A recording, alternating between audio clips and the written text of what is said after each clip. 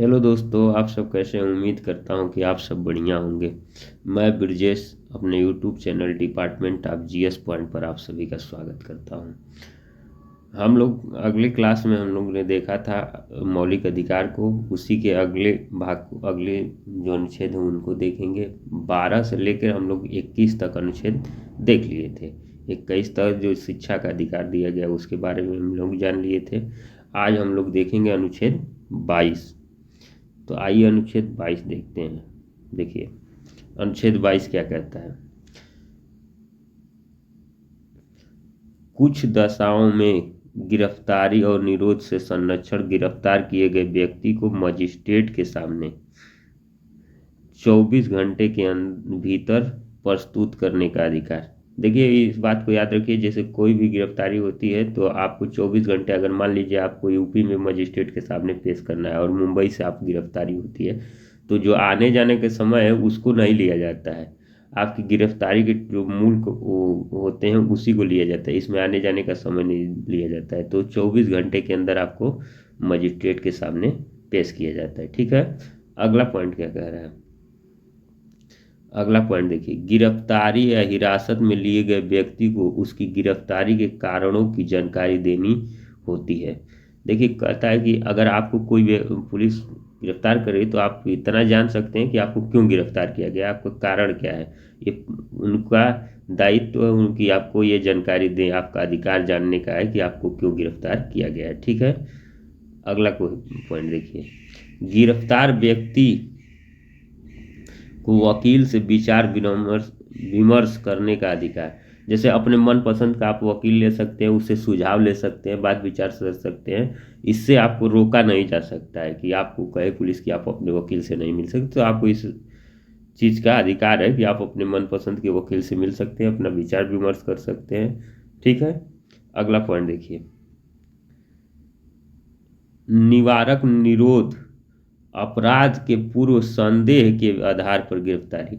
जैसे हम लोग कभी कभी देखते हैं, सुनते हैं मामला कि कोई घटना होने वाली है। जो लोग, जैसे आज के समय में इंटेलिजेंस है, जैसे फोन से आप बात कर रहे हैं या कोई चीज़ उल्टी किसी के बारे में कह रहे हैं, कुछ कर रहे हैं, कोई घटना के बारे में जिक्र कर रहे हैं, तो प्रशासन आपको घटना करने से पहले ही गिरफ्तार कर लेती है, जिसको निवारक निरोध, जो अपराध से पूर्व आपकी के आधार पर, अपराध पूर्व संदेह के आधार पर आपको गिरफ्तारी किया जाता है। आपको संदेह आने की आशंका के आधार पर गिरफ्तार कर लिया जाता है। ठीक है। आगे देखिए, तमाम एक्ट लाए गए हैं, उसमें से है निवारक निरोध अधिनियम 1950, आंतरिक सुरक्षा 1971 1978। आगे देखिए, विदेशी मुद्रा संरक्षण और तस्करी निवारक अधिनियम 1974। ठीक है। राष्ट्रीय सुरक्षा कारण। अगला देखिए,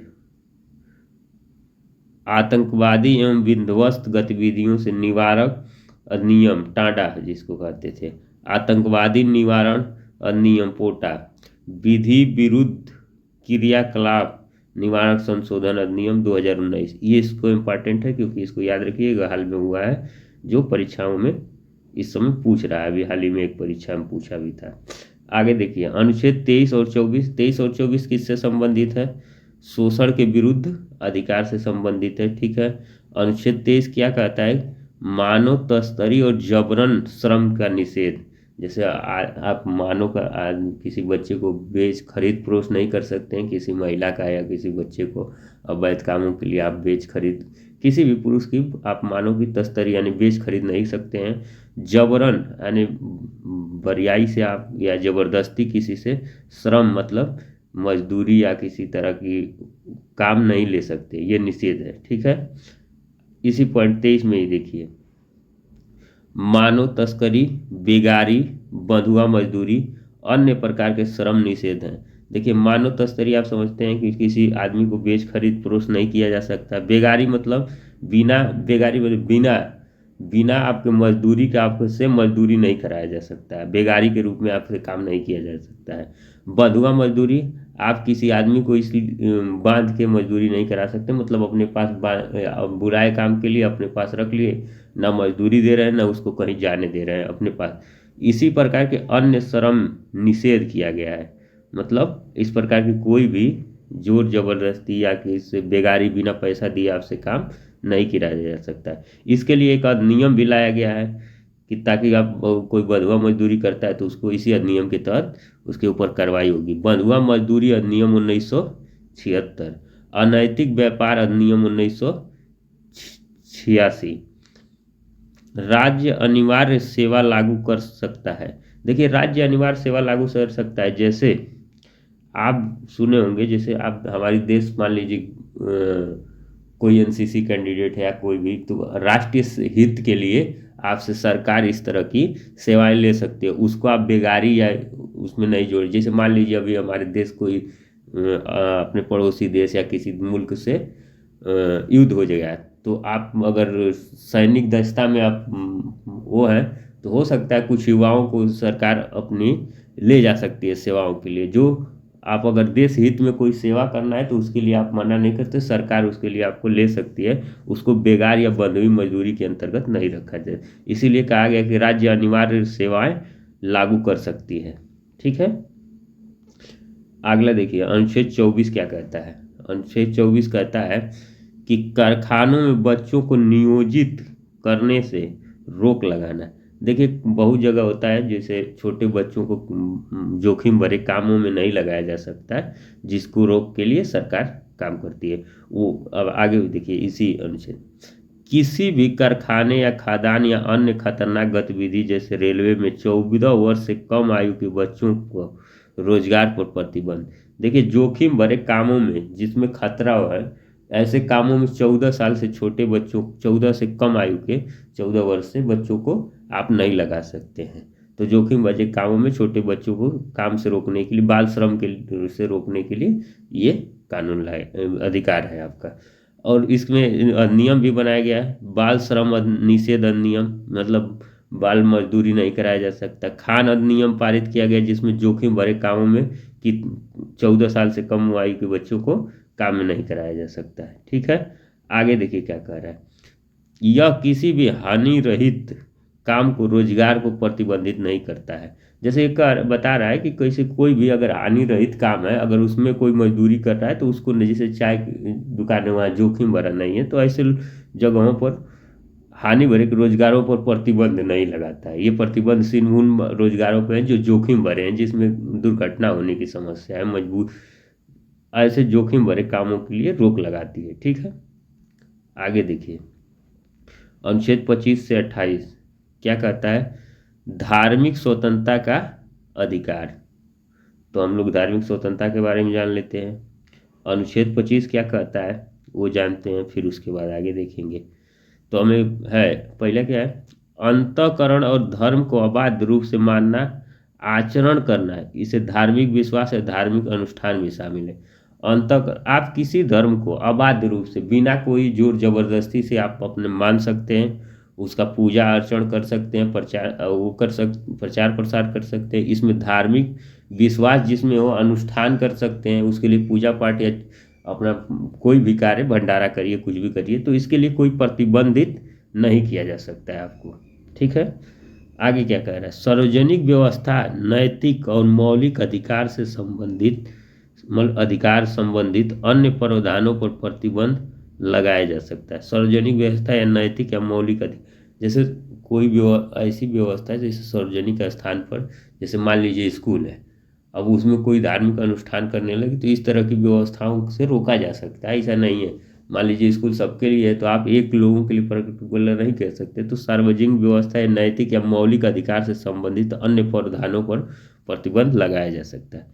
जैसे हिंदू में कौन कौन लोग शामिल हैं, जैन भी शामिल है, सिख भी और बौद्ध, इन तीनों को हिंदू धर्म में ही शामिल करके जोड़ा गया है। ठीक है, इसी अनुच्छेद के अनुसार देखिए कई बार परीक्षा में पूछा है कि सिखों को कृपाण, कृपाण मतलब एक देखिए कटार टाइप का छोटा सा चाकू अपने पास रखते हैं, कृपाण और धारण करने का अधिकार यही अनुच्छेद 25 से देता है।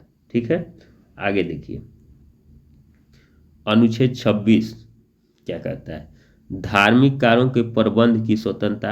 आप कोई भी धार्मिक अनुष्ठान करना चाहते हैं, कोई भी प्रबंधन करना चाहते हैं, उसके लिए फंड जुटाना चाहते हैं, इसके लिए आपको छूट है। धार्मिक संस्थाओं की स्थापना और प्रबंधन का अधिकार, कोई भी आप संगठन बनाइए अपने धर्म के नाम से, कोई से मंदिर का ट्रस्ट हो गया, आप उसकी स्थापना करिए, उसके लिए प्रबंध मतलब फंड का व्यवस्था करिए, इस पर कोई रोक टोक नहीं है। ठीक है। चल या अचल संपत्ति के स्वामित्व, अधिग्रहण और प्रशासन का अधिकार। ठीक है। आगे क्या कह रहा है इसको देखिए। चल अचल आप संपत्ति समझते ही हैं। सार्वजनिक व्यवस्था, नैतिक और स्वास्थ्य के आधार पर प्रतिबंधित लगाया जा सकता है। ठीक है। आप इसी कब आपको प्रतिबंधित किया जा सकता है, तो सार्वजनिक, नैतिक और स्वास्थ्य के आधार पर आपको प्रतिबंधित किया जा सकता है। ठीक है। अगला क्वेश्चन देखिए, अनुच्छेद 27, धर्म की अभिवृद्धि के लिए करों के संदर्भ में, नैतिक धर्म के अभिवृद्धि के लिए आप कर की व्यवस्था कर सकते हैं। किसी व्यक्ति को धार्मिक उद्देश्य के लिए किसी प्रकार का कर देने के लिए बाध्य नहीं कर सकते। कोई भी व्यक्ति को आप इस आधार पर नहीं कर सकते कि आप अगर हैं तो आपको हमको चंदा देना ही पड़ेगा, ये कर की आप व्यवस्था नहीं कर सकते। उसकी स्वेच्छा है कि वो देगा कि नहीं देगा। ठीक है। आगे देखिए, या जैसे देखिए प्रबंधन की व्यवस्था, जैसे आप प्रबंध कर सकते हैं, उसका चला सकते हैं, ऐसा कोई रोक छेक नहीं था 27 में। 28 में कहता है कि आप कर, वो 28 क्या कहता है वो देखिए, धार्मिक शिक्षा की उपस्थिति, धार्मिक शिक्षा में उपस्थित होने से स्वतंत्रता है। इसके अंतर्गत राज्य निधि से पूर्णतः पोषित किसी शिक्षण संस्थान में कोई धार्मिक शिक्षा नहीं दी जाएगी। देखिए कह रहा है कि धार्मिक शिक्षा में उपस्थित होने से पर स्वतंत्र है। आप किसी को ये नहीं कह सकते कि अगर मान लीजिए जैसे स्कूल में देखते हैं कि सरस्वती पूजा होता है, अब कोई मान लीजिए अदर कास्ट, अदर धर्म से, रिलीजन से पढ़ता है, तो उसको ये इसलिए प्रेशराइज नहीं किया जा सकता कि तुम भी इसमें शामिल होगे।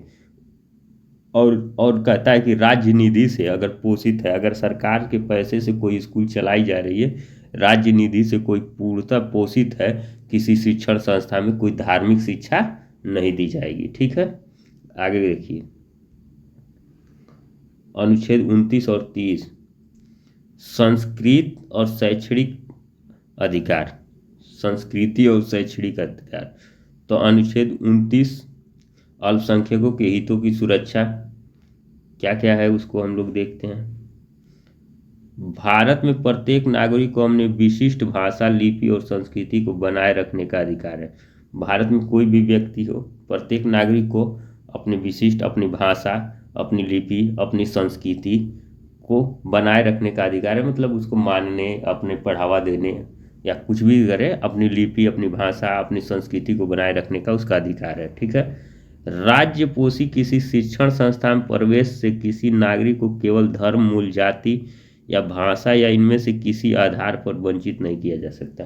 देख कह रहा है कि कोई भी राज्य से पोषित विद्यालय है, कोई भी राज्य के पैसे फंड से चल रहा है विद्यालय है, या ऐसे व्यवस्था में चल रहा है कोई विद्यालय, उसमें केवल धर्म, जाति या भाषा या इनमें से किसी आधार पे उनको, इसलिए उनको प्रवेश देने से या वहाँ शिक्षा लेने से वंचित नहीं रखा जा सकता है। आगे क्या कह रहा है, किसी समुदाय को केवल धर्म के आधार पर नहीं बल्कि भाषा के आधार पर भी अल्पसंख्यक माना जाता है। देखिए दो बातें होती हैं, आप किसी को बस धर्म के आधार पर अल्पसंख्यक नहीं कहेंगे, बल्कि भाषा के आधार पर भी उनको अल्पसंख्यक माना जाता है। ठीक है। अनुच्छेद 30 क्या कहता है, अल्पसंख्यकों के लिए शैक्षणिक संस्थाओं की स्थापना और प्रशासन करने के अल्पसंख्यकों का अधिकार है। अपने मन पसंद का शैक्षिक संस्था का स्थापना कर सकते हैं, उसकी प्रशासन भी कर सकते हैं, स्वयं चला सकते हैं, और अल्पसंख्यकों को यह अधिकार है। सभी अल्पसंख्यक वर्ग को अपनी रुचि की शिक्षण संस्था में स्थापना और प्रशासन करने का अधिकार देता है। कोई भी, सभी अल्पसंख्यक वर्ग को अपनी रुचि के शिक्षण संस्था बनवा सकते हैं, उसमें प्रशासन का, उसका प्रशासन भी चला सकते हैं, उसका अधिकार है। ठीक है। आगे देखिए, अनुच्छेद 32 आप लोग जानते हैं, बहुत इंपॉर्टेंट है ये, संवैधानिक उपचारों का अधिकार। ये क्या कहता है, यह मौलिक अधिकार प्रवर्तन के लिए एक संस्थागत ढांचा प्रदान करता है। यह मौलिक अधिकार का रक्षा करने के साथ साथ एक मौलिक अधिकार है। ये मौलिक अधिकार की, उपचार की बात की गई है, और ये स्वयं एक मौलिक अधिकार है। और इसको क्या कहते हैं, डॉक्टर भीमराव अंबेडकर ने इसे संविधान का हृदय तथा आत्मा और कहा है। तो इसका सही एक बात मैं बताया था एक आर्टिकल 21 पढ़ाते वक्त कि मौलिक अधिकार का हृदय की बात करें तो आर्टिकल 21, अगर संविधान की हृदय की बात करें तो आर्टिकल 32। ठीक है, आगे देखिए। इसी में अनुच्छेद 32(2) में रीट की चर्चा की गई है जो ब्रिटेन से लिया गया। ये इंपॉर्टेंट है कि ब्रिटेन से लिया गया और रीट की चर्चा कीजिए जो 5 ठो हैं। ठीक है, अनुच्छेद 32 के तहत मौलिक अधिकार का हनन होने पर अनुच्छेद 32 के तहत आप उच्च न्यायालय और 226 के तहत उच्चतम न्यायालय में 5 प्रकार की रीट जारी की जा सकती है। ठीक है, 5 प्रकार की रीट है। उच्चतम न्यायालय किस अनुच्छेद से? 226 से। उच्च न्यायालय 32 अनुच्छेद 32 से। और रीट कहाँ से लिया गया है? ब्रिटेन से। ठीक है, और रीट की चर्चा कहाँ की गई है? अनुच्छेद 32(2) में। ठीक है, इतना क्वेश्चन है, इसको याद रखिए। इसीलिए मैं कहता हूँ कि कोई टॉपिक पढ़िए तो आप स्वयं सोच पाइए कि उसमें क्या क्या हमसे इस टॉपिक से पूछा जा सकता है। जैसे इसमें इसी से देखिए हम एक क्वेश्चन ये बना सकते हैं, किस अनुच्छेद में रीट की चर्चा की गई? तो अनुच्छेद 32 में। रीट कहाँ से लिया गया भारतीय संविधान में? तो ब्रिटेन से लिया गया है। 2 क्वेश्चन हो गया। अगर हमारे संविधान का उल्लंघन होने पर हम कहाँ जा सकते हैं? तो उच्च न्यायालय जा सकते हैं। किस अनुच्छेद के तहत? तो 32 के तहत। उच्च न्यायालय के साथ साथ हम उच्चतम न्यायालय के साथ साथ हम उच्च न्यायालय भी जा सकते हैं अनुच्छेद 226 के तहत। ठीक है, अब आइए रीट देख लेते हैं कौन कौन से रीट हैं। तो 5 ठो है। पहला इसको देख लीजिए, बंदी प्रत्यक्षीकरण। इसका अर्थ क्या होता है? प्रस्तुत किया जाए। इसका मतलब समझिए, गैर कानूनी हिरासत के खिलाफ व्यक्तिगत स्वतंत्रता के लिए मौलिक अधिकार को लागू करने के लिए जारी होता है। गैर कानूनी तरीके से कोई को आप के खिलाफ कोई व्यक्तिगत स्वतंत्रता के लिए मौलिक अधिकार को लागू करने के लिए बंदी प्रत्यारक्षी दर्ज किया जा सकता है। ठीक है, अगला देखिए। अगला है परमादेश। इसका अर्थ क्या होता है? हम आदेश हैं, हमारा आदेश है।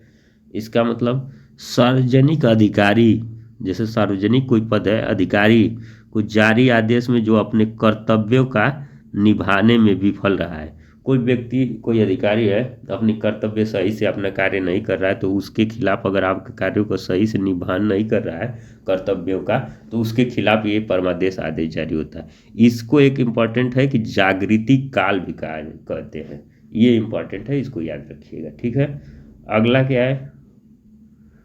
उत्प्रेषण। इसका अर्थ क्या होता है? प्रमाणित होता है या सूचना देना। उच्चतम न्यायालय या उच्च न्यायालय द्वारा अधीनस्थ न्यायालय के प्रलेखन को समीक्षा के लिए अपने पास मंगवा सकते हैं। जैसे कोई भी मामला चल रहा है अधीनस्थ न्यायालय में, उसको उच्चतम न्यायालय उच्च न्यायालय अपने पास मंगवा सकता है कि मैं देखूं, प्रलेखन उसकी समीक्षा करने के लिए अपने पास मंगवा सकता है। इसे पोस्टमास्टर भी कहा जाता है। ये भी इंपॉर्टेंट है, इस चीज़ को याद रखिए। जो शब्द दोबारा यूज हो रहे हैं, जैसे पोस्टमास्टर हुआ, उसमें जागृति काल हुआ। ठीक है, अगला क्या है? प्रतिषेध। चौथा है, प्रतिषेध का मतलब होता है रोकना। उच्च अदालत द्वारा निचली अदालत को अपने अधिकार का अतिक्रमण करने से रोकना। जैसे मान लीजिए किसी मामले में उच्च न्यायालय को सुनवाई करना चाहिए, उनके पास ये अधिकार है, उस पर अधीनस्थ न्यायालय सुनवाई करे, तो इस अधिकार से उच्च न्यायालय ये कह सकता है कि इस पे आप सुनवाई नहीं करेंगे, उनको रोक सकता है। ठीक है, ये अधिकार दिया गया है। ठीक है, अगला देखिए, अधिकार पृच्छ। इसका अर्थ होता है किस अधिकार से? सार्वजनिक पदों पर अवैध कब्जा करने के विरुद्ध ये अधिकार है। ठीक है, आगे देखिए। एक हम लोग अनुच्छेद छोड़ दिए हैं, 32 के ऊपर अनुच्छेद 31 होता है, जो आप लोग जानते हैं अनुच्छेद।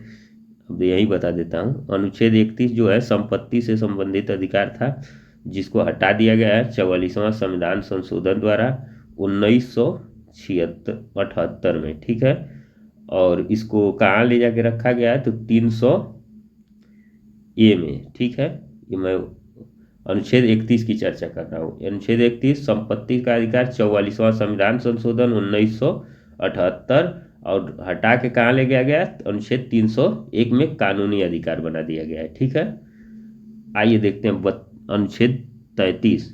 अनुच्छेद 33 इससे संबंधित है। तो शस्त्र बल और मूल अधिकार के बीच उनका संबंध क्या है, इसके बारे में चर्चा की गई है।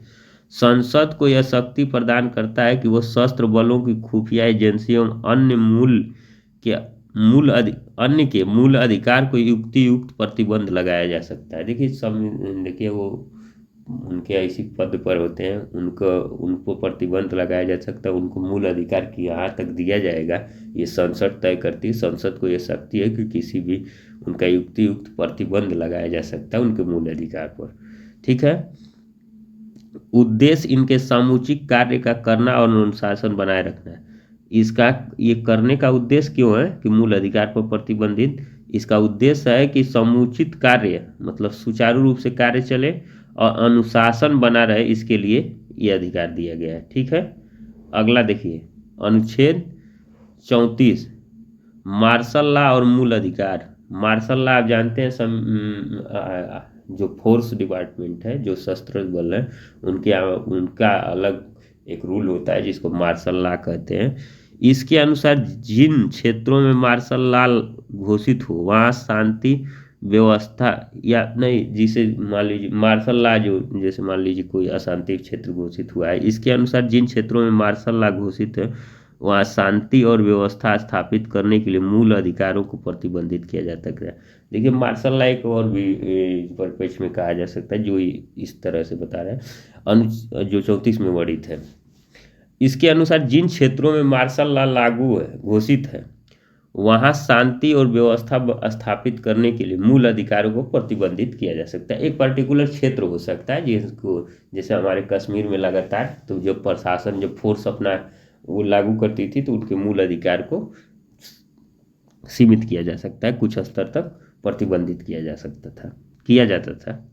ठीक है, और सेना के लोग ही मार्शल लॉ का प्रयोग करते हैं, आप लोग जानते ही हैं। आगे देखिए अनुच्छेद 35 क्या है। अनुच्छेद 35 क्या कहता है, कुछ मौलिक अधिकारों को प्रभावी बनाने की शक्ति संसद में निहित है, न कि राज्य विधानमंडल में। कहता है कि कुछ मौलिक अधिकारों को प्रभावी मतलब मजबूत बनाने में प्रभावी पूर्वक वो शक्ति सिर्फ संसद में निहित है, न कि राज्य विधानमंडल में। इसके अंतर्गत कौन कौन से अनुच्छेद बता रहा है, देखिए इसके अंतर्गत अनुच्छेद 16(3), 32(3), 33, 34 से संबंधित मामले संसद को कानून बनाने का अधिकार है। ठीक है, आगे देखिए अब हम कुछ चर्चा कर लेते हैं मौलिक अधिकार का निलंबन। आप लोग को हम जब आपातकाल वाला चैप्टर पढ़ाएंगे भारत में तो उसमें आपातकाल उपबंध होता है, उसको जब हम पढ़ाएंगे तो उसमें बताएंगे आपको विस्तार से। यहाँ हल्का सा चर्चा कर लेते हैं। अनुच्छेद 352 के अंतर्गत युद्ध या निलंबन हो सकता है। बाह्य आक्रमण, कब कब मौलिक अधिकार का निलंबन होगा, बाह्य आक्रमण या शस्त्र विद्रोह के आधार पर नहीं के कारणों से आपातकाल में मौलिक अधिकार में। जैसे देखिए अनुच्छेद 352 के अंतर्गत युद्ध या निलंबन हो सकता है बाह्य आक्रमण के समय के कारण आपातकाल में मौलिक अधिकार को निलंबित किया जा सकता है। अनुच्छेद 368 के तहत अनुच्छेद 19 स्वतः निलंबित हो जाता है। अगर ऐसे माहौल उत्पन्न होंगे तो अनुच्छेद 358 के तहत स्वतंत्रता का अधिकार 19 स्वतः निलंबित हो जाता है। ठीक है, आगे देखिए क्या कह रहा है। अनुच्छेद 359 के आधार पर अन्य मौलिक अधिकार को राष्ट्रपति द्वारा निलंबन किया जा सकता है। अनुच्छेद 20 और 21 को छोड़कर, देखिए हमेशा अनुच्छेद 20 और 21 को छोड़कर सभी मौलिक अधिकार का निलंबन राष्ट्रपति द्वारा किया जा सकता है उसके आदेश पर। ठीक है, आगे देखिए मौलिक अधिकार में संशोधन पर उच्चतम न्यायालय की निर्णय। हम देखिए हम चाहते तो पीडीएफ या किसी किताब को फोटो खींच कर भी पढ़ा सकते थे आप लोगों को, पर मैं कोशिश करता हूं कि मैं स्वयं फैक्ट को निकाल कर आपके बीच रखूं। मैं पीडीएफ से नहीं पढ़ाता हूं, मैं टाइप करके खुद बनाता हूं तब जाके आप लोगों को पढ़ाता हूं। तो आप लोग को काफ़ी इस चीज़ को देखना चाहिए। हम उम्मीद करता हूँ कि आप लोग को बढ़िया लगता होगा। देखिए चलिए हम लोग देखते हैं मौलिक अधिकार के संशोधन उच्च न्यायालय क्या कहता है। देखिए पहला मामला गोलकनाथ बनाम पंजाब राज्यवाद 1967। अनुच्छेद 368 के माध्यम से मौलिक अधिकार में संसद संशोधन नहीं कर सकती। ये याद रखिएगा कि मौलिक अधिकार में संशोधन नहीं कर सकती। ये कौन मामले में दिया गया था, गोलकनाथ बनाम पंजाब राज्य। 24वां संविधान संशोधन में यह प्रावधान किया गया कि संसद मौलिक अधिकार में संशोधन कर सकती है। 44वां संविधान संशोधन करके ये कहा गया कि संसद मौलिक अधिकार में संशोधन कर सकती है। फिर उसके बाद एक बाद आता है केशवानंद भारती वाद 1973। केरल राज्य के थे केशवानंद भारती। इनका बात ये बहुत फेमस है, इस हर चीज में पूछता है लगभग, इसको याद रखिए। इसमें क्या कहा गया है, संसद अनुच्छेद 368 के तहत मौलिक अधिकार में संशोधन कर सकती है। देखिए अब ये इसी बात में कह दिया गया कि मौलिक अधिकार में संशोधन कर सकती है, पर क्या, लेकिन मूल ढांचे को प्रभावित किए बिना, जैसे उसका मूल ढांचा जो मौलिक अधिकार का, उसको नहीं परिवर्तित किया जा सकता, उसमें कोई फेरबदल नहीं किया जा सकता है। ठीक है, अगला देखिए क्या कह रहा है। गोलकनाथ वाद से पूर्व यह निर्णय निर्धारण किया गया कि संसद संविधान के किसी भी भाग में संशोधन नहीं कर सकती है। गोलकनाथवाद जो है उससे पूर्व यह निर्धारण किया गया था कि संसद किसी भी भाग में संशोधन नहीं कर सकती। ये गोलकनाथवाद से पहले की बात कर रहा है। उसके बाद लगातार तो हमको केशवानंद भारती याद रखना है कि इसमें संशोधन का अधिकार मौलिक अधिकार को दिया गया, और मूल ढांचे की बात की गई, जो सबसे मजबूत पॉइंट है कि मूल ढांचे की बात की। तो उम्मीद करता हूँ कि आप लोग को आप लोग का मौलिक अधिकार समाप्त हो जाता है। उम्मीद करता हूँ कि आप लोग को बढ़िया लगा होगा, और आप लोग हमारे आप लोग जैसे सपोर्ट करते हैं, आप लोग सब्सक्राइब करते हैं, शेयर करते हैं या कमेंट करते हैं, तो हमें अच्छा लगता है। ये हम लोग के लिए अवार्ड के रूप में या हम लोग के लिए ऊर्जा के रूप में काम करता है। जब आप लोग हम लोग को हमको सपोर्ट करते हैं तो हम और दोगुनी ऊर्जा के साथ, जैसे हम लोग के उत्साह बढ़ता है कि हम लोग और भी बेहतर काम करें। तो उम्मीद करता हूँ कि आप लोग मौलिक अधिकार, अब हम आगे मौलिक अधिकार कुछ लगभग जितने क्वेश्चन बन पाएंगे 200-300, मैं 2-3 प्रैक्टिस सेटों में कराने की कोशिश करूंगा। उम्मीद करता हूं कि आप लोग को वीडियो पसंद आए। आप जुड़ने के लिए बहुत बहुत धन्यवाद। शेयर करिए, सब्सक्राइब करिए और सपोर्ट करिए। बहुत बहुत धन्यवाद।